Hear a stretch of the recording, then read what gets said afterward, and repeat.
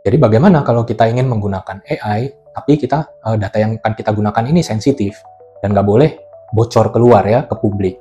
Nah, di sini open source AI model ini yang menjadi jawabannya sebagai replacement dari komersial atau online AI platform.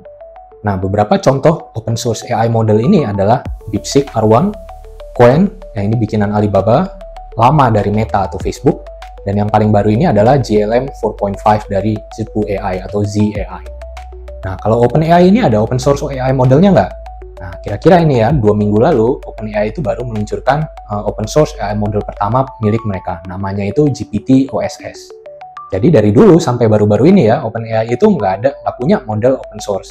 Meskipun ada open di namanya. Nah, jangan salah paham ya, open source AI model itu bukan berarti kita bisa menjalankan AI ya di komputer atau di laptop sembarangan ya. Misalkan kalau saya punya laptop bekas, nah itu belum tentu kita bisa menjalankan AI di situ. AI model ini itu juga punya tingkat complexity yang berbeda-beda ya, tergantung dari modelnya.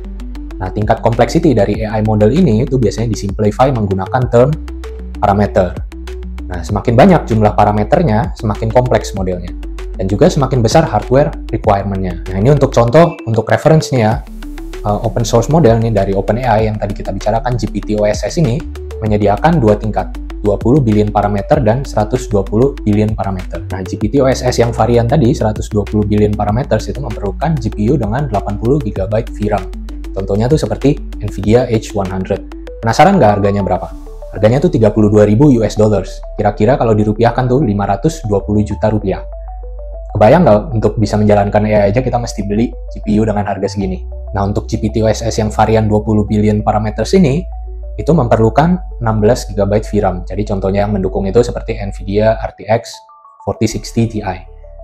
Nah, DeepSeek ini terkenal karena model mereka itu tidak memerlukan hardware yang sangat gila gitu ya. Jadi custom consumer hardware itu bisa menjalankan DeepSeek model. Nah, yang paling kecil ya, itu 1,5 billion parameters. Nah, ini hanya memerlukan 2 GB VRAM. Jadi semua varian NVIDIA mulai dari GTX, RTX, semua itu bisa menjalankan model dari DeepSeek yang paling kecil ini.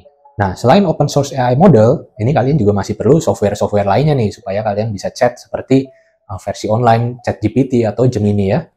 Kalian masih perlu yang namanya tuh back-end software, seperti contohnya VLLM, supaya kalian bisa berkomunikasi ya dengan model yang kalian sudah download ini.